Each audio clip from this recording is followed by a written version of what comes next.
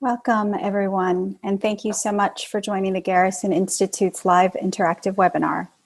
Today, our guest is Mary Esther Malloy. Mary Esther Malloy founded Mindful Birth New York in New York City in 2004.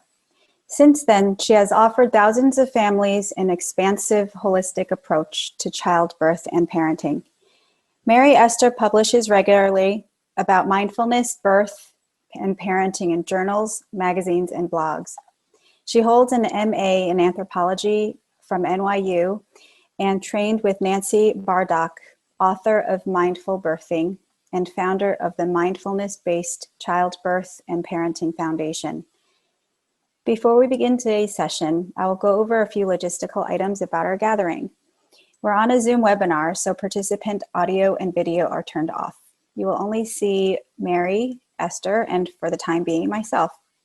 For anyone unable to attend live, we are recording these sessions. You'll have a chance to view recordings as well as a schedule of upcoming programs at garrisoninstitute.org.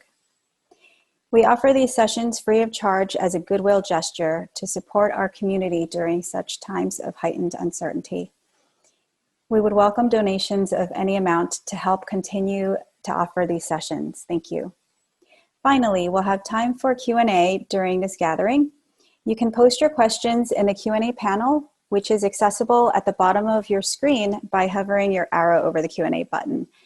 We're on for an hour today and we'll respond to as many questions as we can.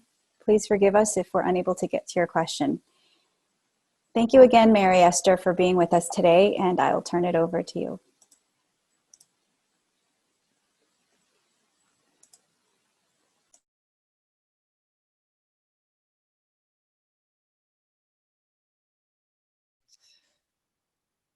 Hello, so greetings.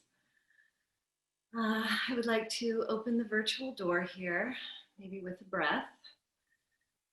And thank you for coming today. Today, this webinar, we are exploring bringing mindfulness to the delightful wild fray of life with children. And specifically, we're looking at how mindfulness and parenting through connection can support us to support our children along the sometimes bumpy road of growing up. And we're also looking at how mindfulness can help us as parents to parent in the present and not be tripped by pain from the past as we do the delightful wild fray of life with children. So today we're going to be thinking about tears and tantrums, both our children's and our own, and how mindfulness in very practical ways supports connection and healing, both for our children and for ourselves, and maybe with hope goes a distance towards interrupting intergenerational pain, something I think a lot about in the work I get to do. So we're going to focus on parenting babies and young children, but I very much want to welcome everyone joining us. So if you're an expectant parent, great. If you've got older kids, if you're a grandparent, if you're an ally to families, that's terrific. What we're doing today is we're going to be thinking about what strengthens our ability to hold our own and someone else's big emotions. So the specifics are for young families, but I think of value to all our relationships. And I will just say as we get started, my intention for today is that our time together be of benefit to ourselves and to those into whose hands we are passing the baton.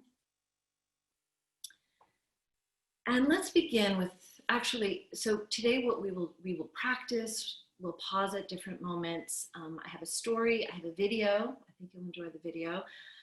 I also have some questions for you to reflect on as we go. And for the last 15 minutes, as Amy was saying, we can open it up to a Q&A. So really anything that's coming up for you as we do this discussion, also the specifics of parenting in the pandemic. And I'm also always happy to talk and think together about sleep. So if you like, the last 15 minutes, we can go there. But let's start with a practice. life with young kids, it is very challenging to find time. We need to ground and fortify ourselves for this very intense work, and it can be very challenging to have time for practices that support that.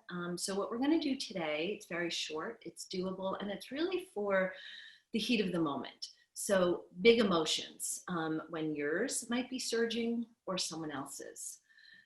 And it's very simple, 3 parts. So the first is just a breath, right? So this is the pause, the slowing, the shifting out of autopilot, of reactivity.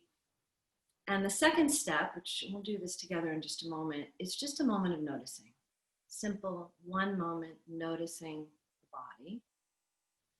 And then 1 moment sustaining this attention and just being with things as they are. So just a moment of bringing some attention, some care, some warmth even to things how they are. So let's do this. Maybe we'll go through it twice. And in this age of relating to each other through screens, I myself am finding a lot of relief in this very simple practice of placing the hands over the eyes, even just for a moment. So if you're able to, you might have a child in your lap, you might be having to keep an eye open in case a toddler comes flying at you at any moment. But if you can, 1 or both hands, just placing them over your eyes. And you're welcome to leave your hands here for the practice or lower your hands. So the first step is just a breath.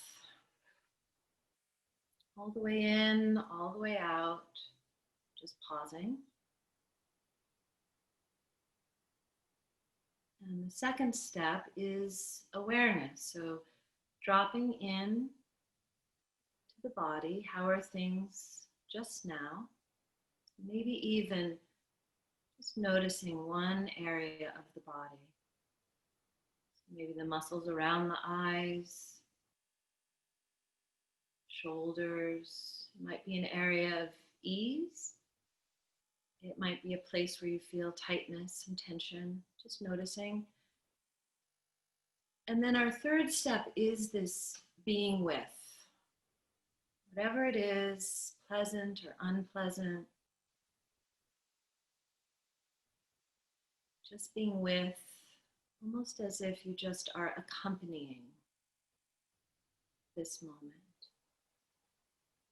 And if your mind wanders, we just start again. So we'll just 1 more time, a breath.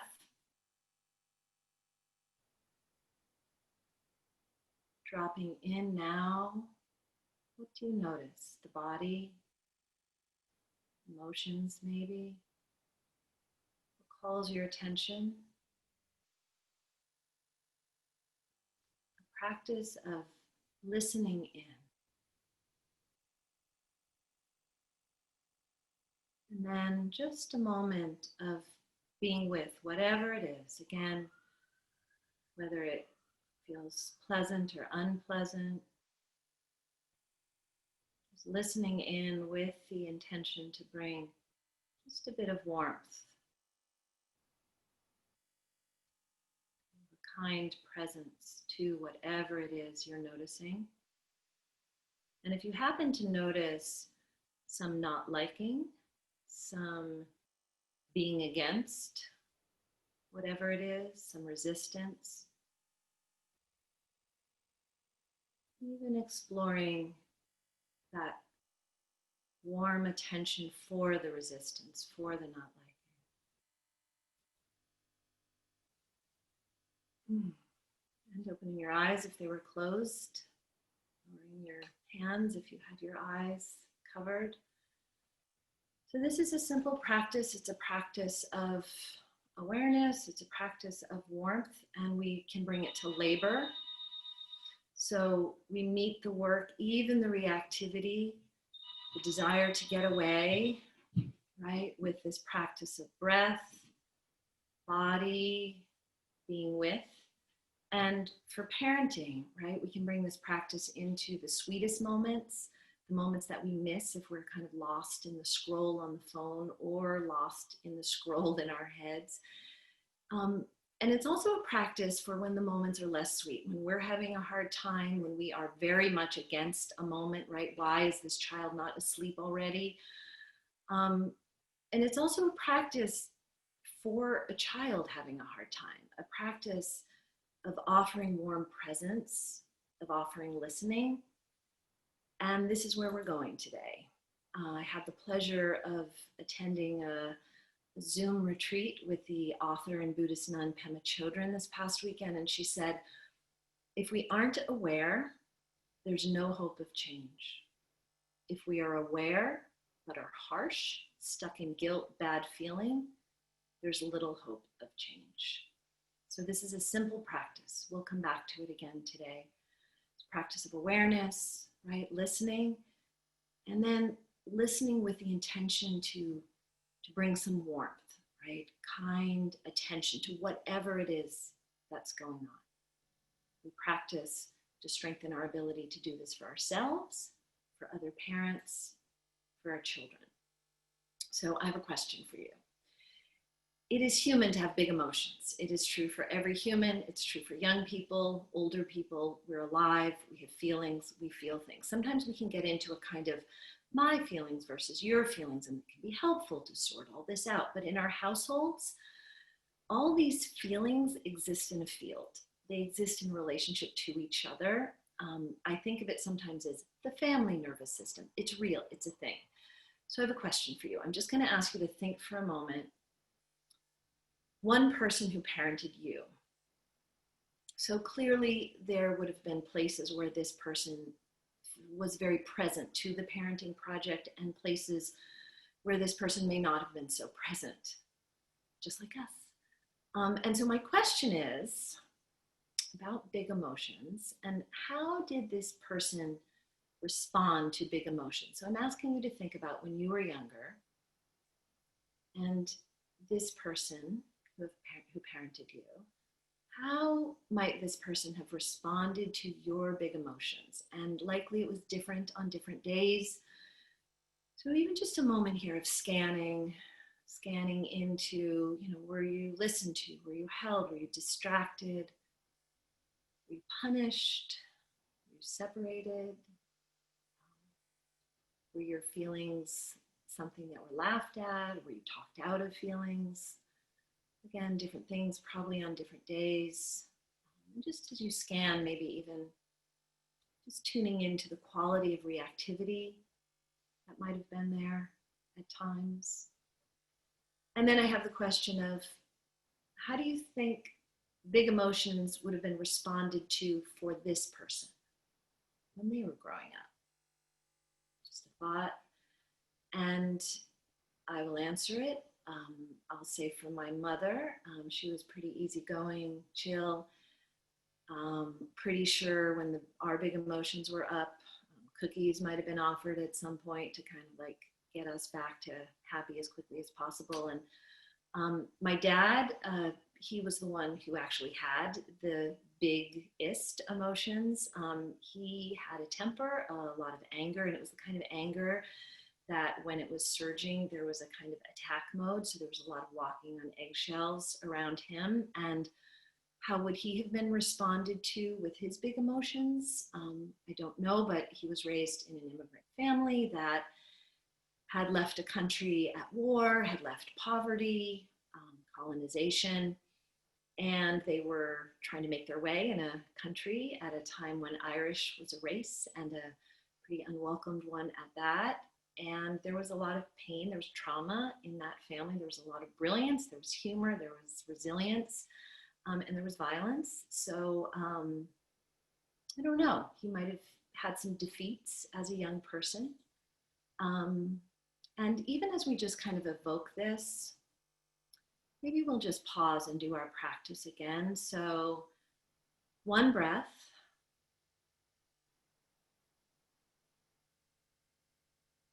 Dropping into the body, just noticing, listening in. And then just a moment here of being with. So tuning into just one sensation in the body. With mindfulness, we often like specificity. One area, just a moment, listening in with some kindness, with warmth, a kind of friendly curiosity.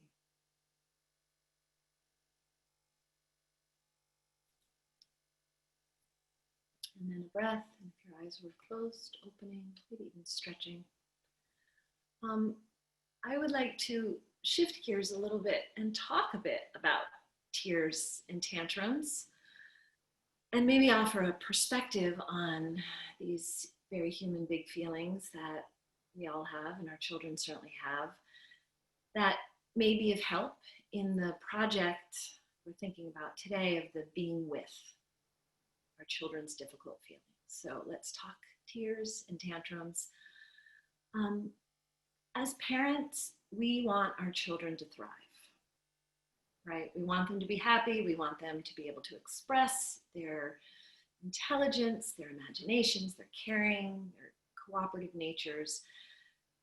But life is not always easy for babies and children. Sometimes they are stressed, tummy ache, feeling overtired, a separation, or maybe just being around some adults who might be stressed by life in a pandemic, or adults who might be feeling some stress from the messy work of a nation trying to heal the pain of racism, other inequalities. So sometimes our children are stressed, and sometimes they lose contact with their best selves. The good news is that children are skilled at healing difficulties as they go. So tears contain the chemical precursor to cortisol. So literally crying, we are draining stress hormones. Laughter boosts oxytocin, this calm and connection hormone. And you may not know this, animals, after they have a stressful experience, like chase from a predator, they will shake. They will shake all over as their nervous system, not unlike our nervous system, as their nervous system is shifting from fight or flight into rest and digest. And our children work all these angles. So when our kids laugh really hard, they work it. They beg us, right? Again, to keep the laughter going. And I feel when we appreciate that there's some potential here for them to be working through some serious tension, it can help us as parents really stay with the again for the 27th time. And our children are also really good at crying. They are really good at crying really hard sometimes. They storm, they shake, they sweat, and sometimes this goes on and on. They rage.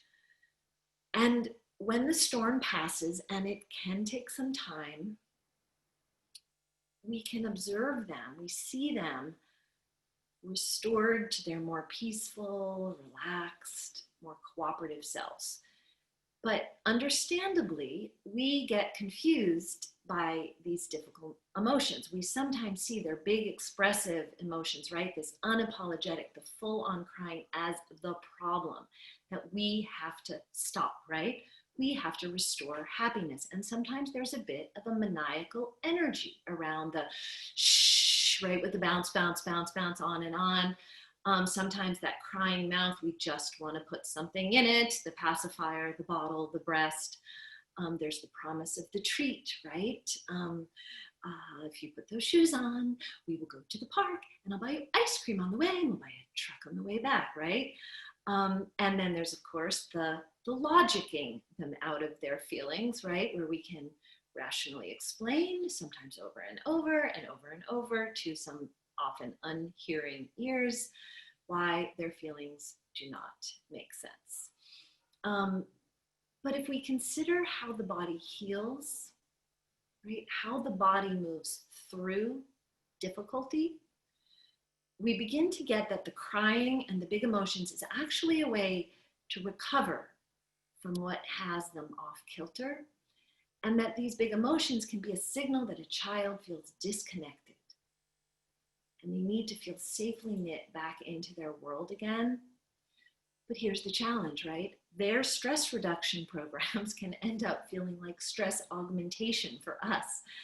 And sometimes their crying, their big emotions, their tantrums can push our buttons, right? Not always, but sometimes when conditions are right, work stress, whatever, we can become unglued, things can spiral out. Parenting is so rewarding, amazing. And let's be honest, parenting is hard emotional work, right? We can feel worn down and isolated. We live in a society that offers limited support for parenting. And we're living in a pandemic right now, right? The stress of parenting and working, the isolation, it's a lot. And sometimes when our children are struggling, before we know it, our reactivity can kick up, right? And we can lose contact with that best self parent that we thought we'd always be.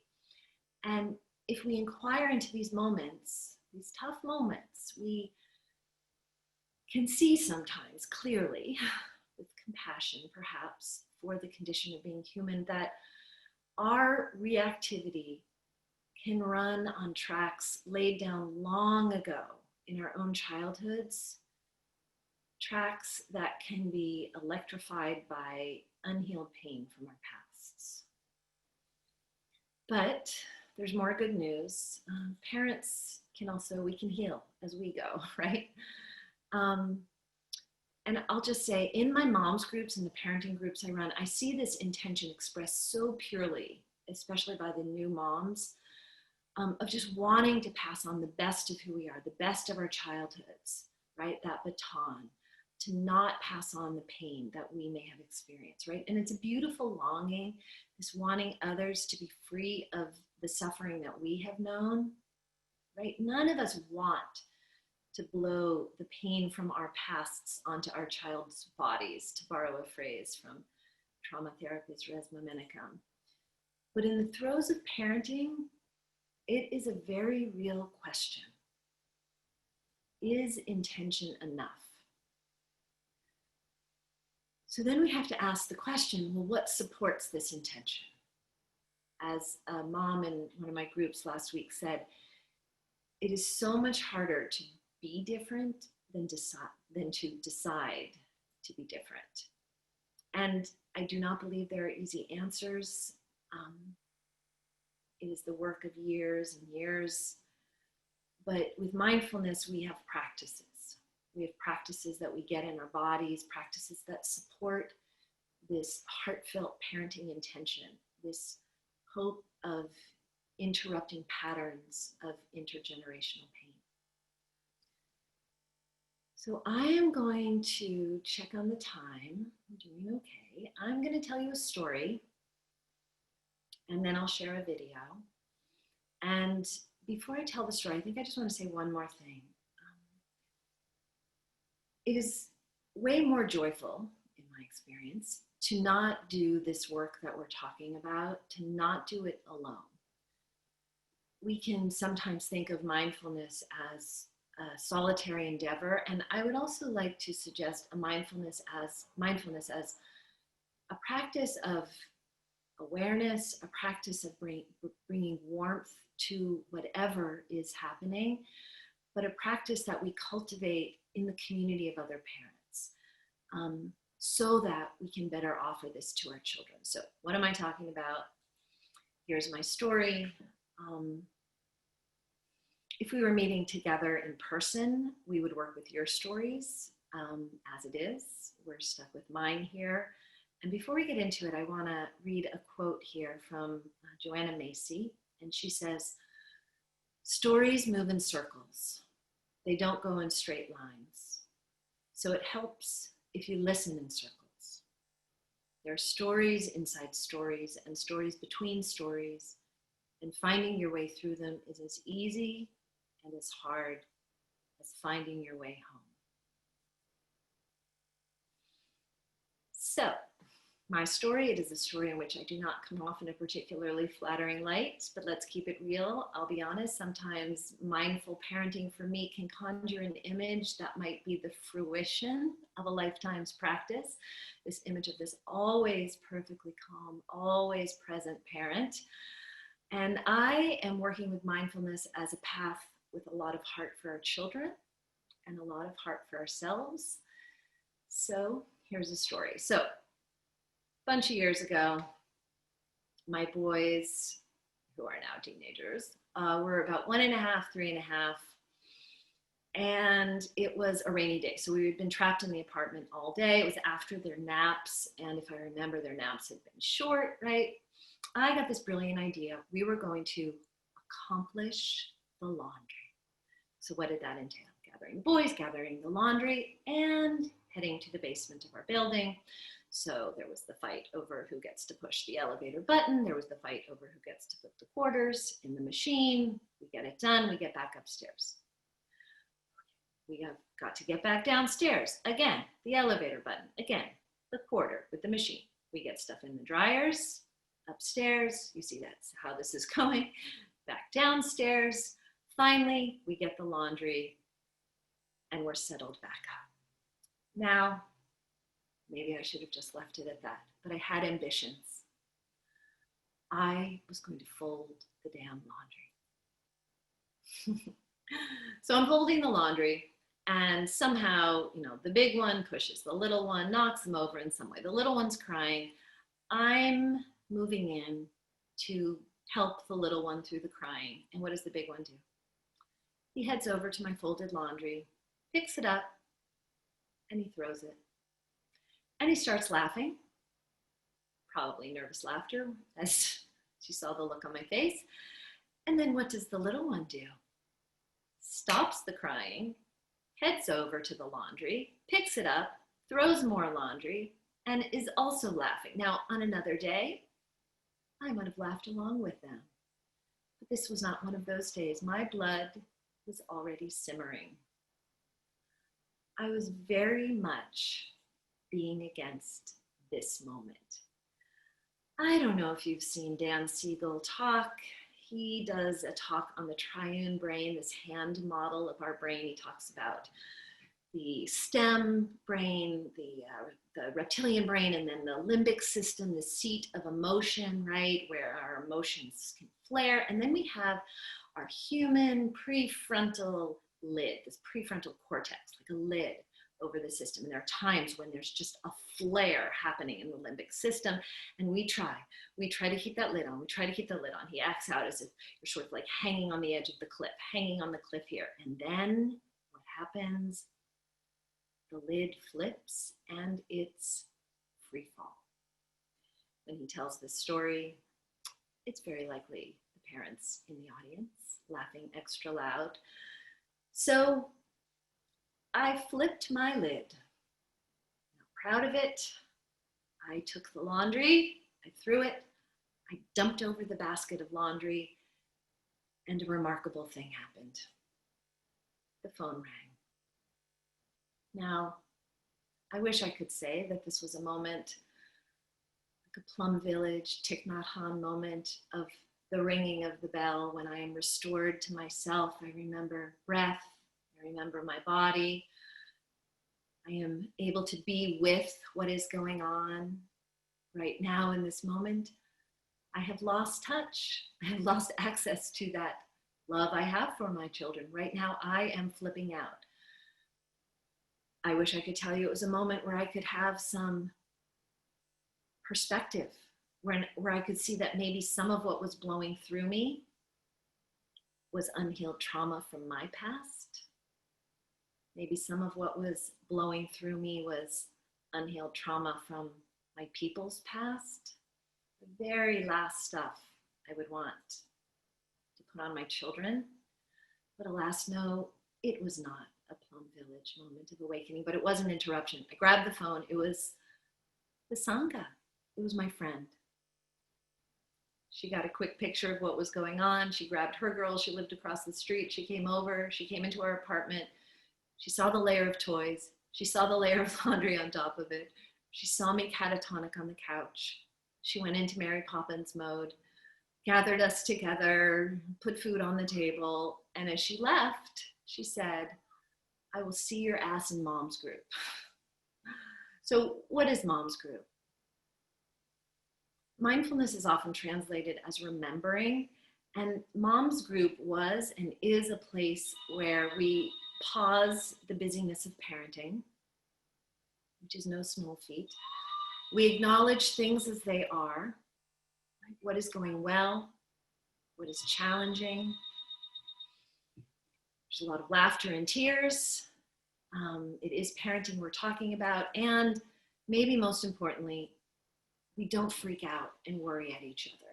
We don't judge each other for the places where we struggle. We don't offer each other advice. We don't try to fix each other.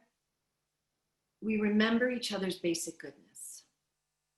We trust that we are sorting things out as best we can, and that our listening as a group and the being listened to is part of the healing. So it is a sangha. It is a community of parents not leaving each other alone. Our practice, mindful listening. Our project, to support each other as best we can to parent in the present, free from those tripwires from our past, as free as possible.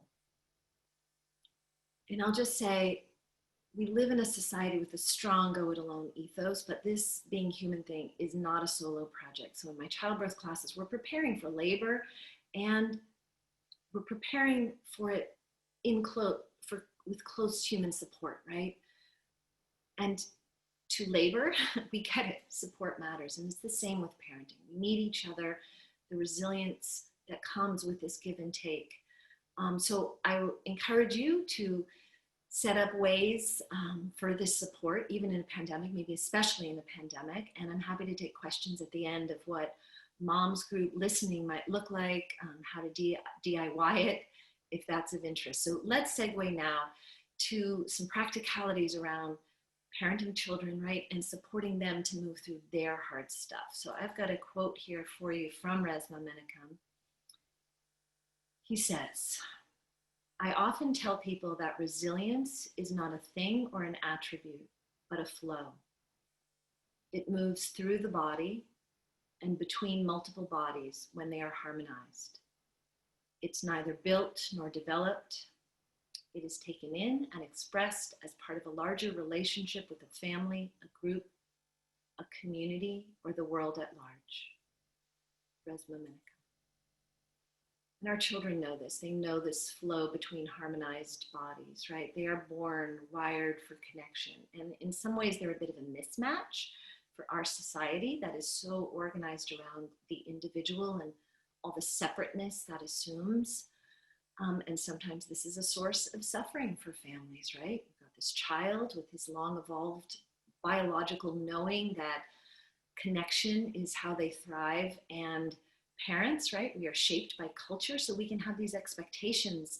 This nice little one who's very happy to be in their separate space for sleep and hang out and all that. And we can talk about that later. But let's get to this movie here. So we've talked about our children, right? How stress can build for them, how they move through it with big emotions. And right away, I do want to say, right, absolutely. Sometimes the crying needs a quick fix. Of course, they're hungry. They need food. They need attention to a diaper rash that is just causing this low-grade pain and discomfort. The teething, right? They need help. But sometimes when there is no quick fix, our children just need our unworried presence, right? Our relaxed warmth, our listening, right? Our ability to communicate to them, like, right now, I see it is like this, and I am here with you through this tough moment. Can we do this always as parents? Of course not. But when the opportunity presents, it is a gift to our children to be with them through their hard spots. So the weekend with Pema Chodron, she opened actually talking about something she talks about in her new book, Welcoming the Unwelcome. She talks about these 3 circles. So the comfort zone, where we all desire to stay, the challenge zone, right, where learning and growth happens, and then the too much zone, the trouble zone. It's where the trauma happens. And as parents, we want our children in the comfort zone, right? But the challenge zone, life takes us there. it's inevitable, and life takes our children there. Again, it's the place of learning and growth. That's what happens here in the challenge zone. And there's research on toxic stress around children that shows us, for children, being able to feel safely connected to their people when they are in the challenge zone keeps them from moving into the trauma zone. And I would like to say that for us, being able to stay in close with other parents, right, that support keeps us from going too much into the zone where we can inflict trauma. I mean, we don't have a lot of time. Oh my goodness, we don't. I want to make sure we have time for question and answers. Let me just say a quick word here, right? So as with our children, of course, we want them in that comfort zone, right? The fix. But if the crying persists, right? This is the practice, that switching gears when we can, out of resistance to the moment and into listening. So right now, yes, it's a hard moment and I am here with you.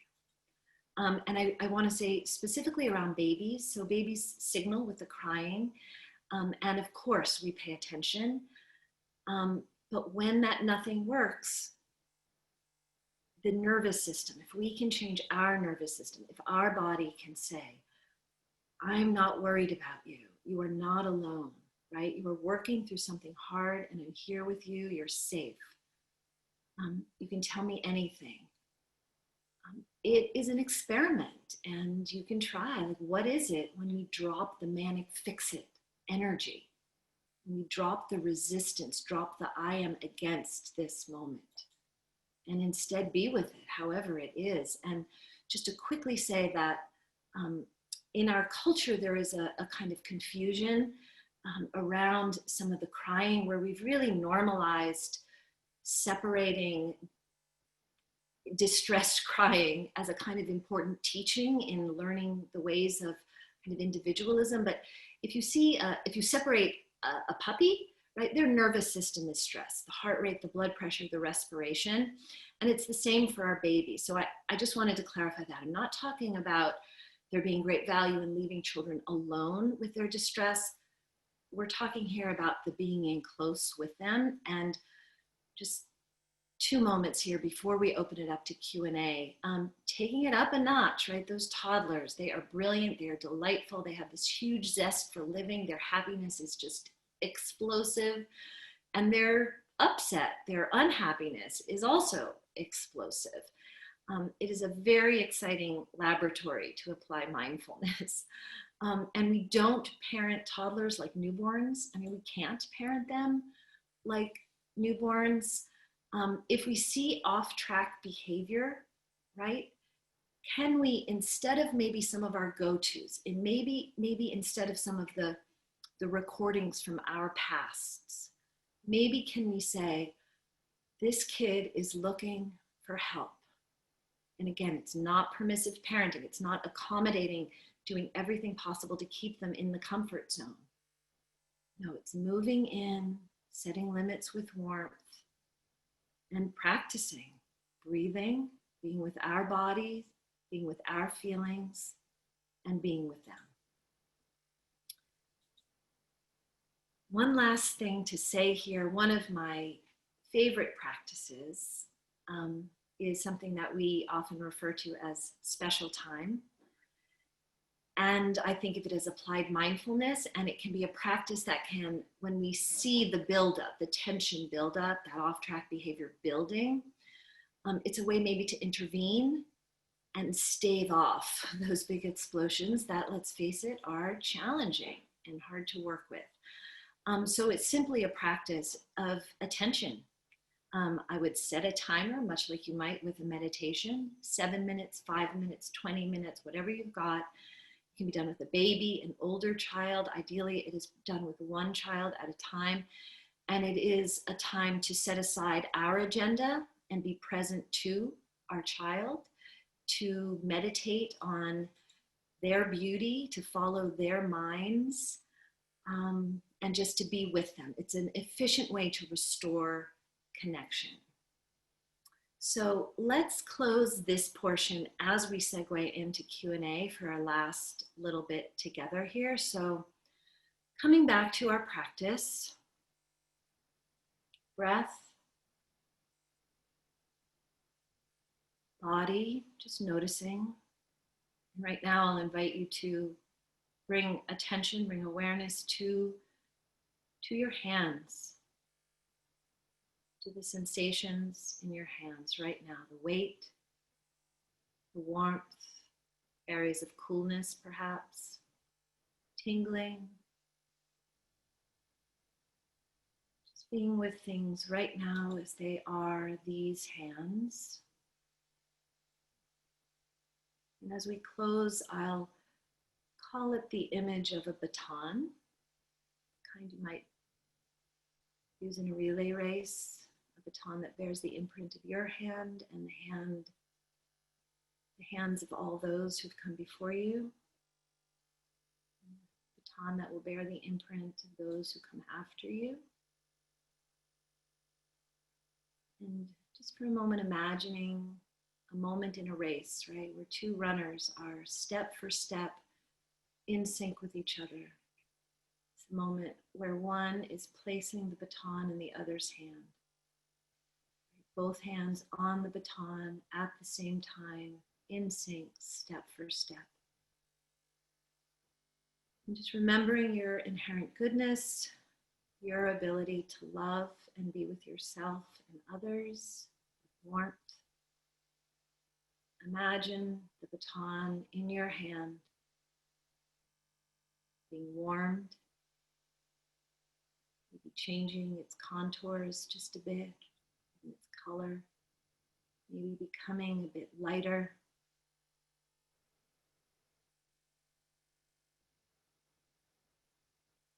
May our work today be of benefit to our children, to all children, and our shared future. So thank you. Hi, Mary Esther. We do have a question. How can we help a child develop their self-discipline, working with a child suffering from lack of focus? So, again, if we were in the same space, I might have a lot of questions, right? How old is that child? What kind of work is happening? What is working well? And the idea of honing self-focus, it would be, of course, dependent on the age, right?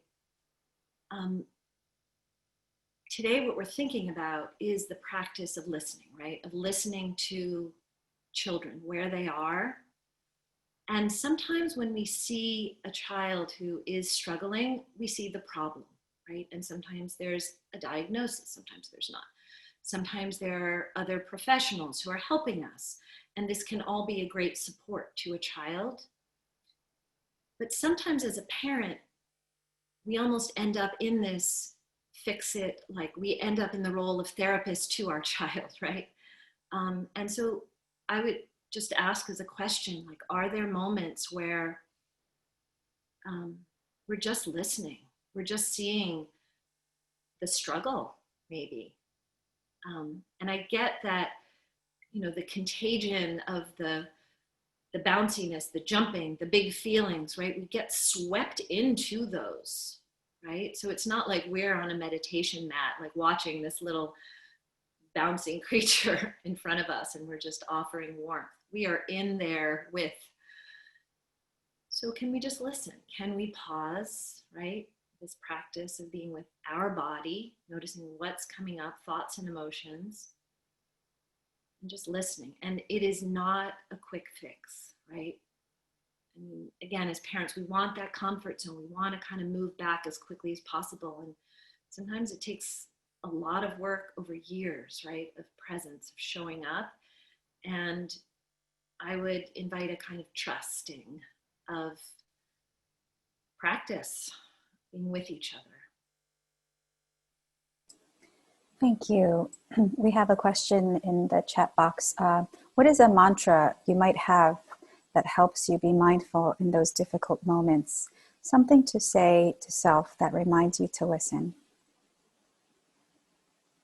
As I work with families, that is often a question I will ask families to come up with their mantra. Like what works, like what resonates, right? What speaks to your body? What speaks to your history, right? What speaks to what flares for you? So I don't have a kind of one size fits all mantra, but I think we can listen for these mantras if we can drop in, right? So today, what I would offer is this simple practice, right? Breath, body, and being with, right? The breath is the interruption of the like, here, body, what is happening here? And then the being with, right? Just some warmth to contain even the hardest stuff. And seeing if a mantra appears. And it might be as simple as listen, right? So listening in and then listening out. Thank you so much. Actually, one other part of that question is how can to help a partner come away from the fix-it style?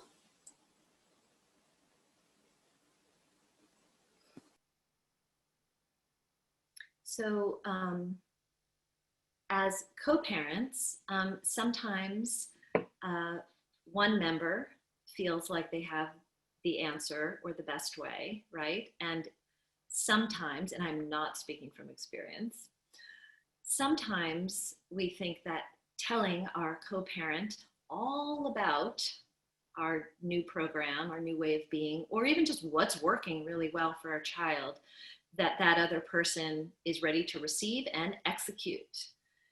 And it's often, as we know, a lot messier than that. So a practice I can suggest that helps it to be a kind of embodied practice and feeling for co-parent is to do a practice that my husband and I have done for years of sitting at the end of the day and just 3 minutes, 5 minutes, whatever we've got, practicing mindful listening. Like I get to talk and it's whatever's on the top. He listens. I do not comment. I don't fix, right? That's our agreement. And then he talks and I'm not fixing and trying to solve his problems. I'm really just listening. So sometimes just having the experience of it can help us then apply it and have it feel like more like a team approach as opposed to like I do this and then there's just a very different kind of like discipline program happening with the partner. So worth trying. That's very helpful. Thank you. We have 2 questions I think we'd have time for. Chloe asks, how would you handle a crying meltdown like we saw in the video in a public space? Oh, the best question. Oh, those aisle 7 supermarket meltdowns, right? You're there in the afternoon, you've got a hungry kid, you're surrounded by food, you're fried, you're hungry, and they want the box of whatever, and it just takes you saying no one more time, and they're on the floor, right? They're on the floor. Who knows? Could have been a long day at daycare, whatever, right? So those moments they're big moments, right? And so, of course, there are times where we just need to like grab the kid and get out of there, right? It's just more stimulus than either child or we can handle. So we are not trying to pretend something we can't do, right? That's the mom's group, that's the listening, that's building capacity, right? We can't pretend to be where we aren't, and we can't offer more than what we can offer. So absolutely, there are moments where it is just like, let's get through this moment. Let's please try to get to the next moment, right? And so, it's a judgment call. Like, do I have it in me? And it's hard because other people can get involved. And even just to look up and to see judgment in others' eyes. It does not support for what we're trying to do. And then there are times where you look up and you see support, like understanding in someone else's eyes. So it is a time to, I would suggest, again, depending what your stuff is around this, you may be able to kind of move to a quieter spot and just like help your child through that moment. And you may not, right? You may need to move in and really just set some boundaries around the big feelings. Like, we can't do this here. Let's get home and, I will hear you're upset, but I cannot hear it now. We do not have to be 100% consistent, right? Like, these kids enter the fray of our lives, right? So what do we have attention for in the moment? I wish I had the easy answers, but I've got 3 kids. I know different days are different. So. Thank you very much. Okay, the last question is, when my baby, 1.5 years old, uses tears to be held, is it okay to ignore? And what point do I lower to the ground and hold her if she isn't able to be redirected? So it sounds like in this case, you are reading your child's intention as an intention to be held, right? And I'll just circle back to a reminder, and maybe this is helpful as you think about what makes sense in these moments, but a reminder that we are our children's anchors. Like, we are an extension of their nervous systems. And we do live in a culture, as I said, where we value this like independent thing. Like, it's sort of assumed that it is just a good thing if they can figure it out on their own. And I would just like to suggest with, very young children, and 1.5 is a very young developing child, that if you're reading the intention as like a need for closeness, to, listen to what seems right in that moment, and if conditions permit, to get down on the floor and just see what it is to offer that, and kind of what happens next. Sometimes when we can offer it, and that well feels filled within them of like, yes, my anchor, I have her, I have him, then they actually can show more independence, right? But if in the moment where they are indicating like, I need connection, and that's the moment where we're trying to teach them the separateness, that's where it's like gets very urgent on their part, right? And the like, I need to confirm that you really are my person and safe and I'm here and connected. So that just might be a way to flip it, right? We want them to grow up and be independent, right? But maybe that like offering of the connection, when they so clearly yearn for it, and it's not because they're spoiled, it's just their biology, it's how they thrive and grow. Maybe offering it gets that independence in the years to come. Like, we're in this for the long haul. It's the long game of parenting. None of these things are solved with a 45-minute crying session like you saw with that little girl in the video. So.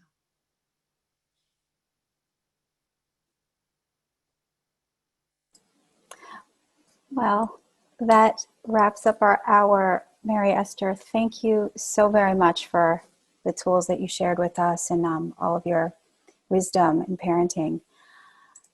And thank you all for being here with us today.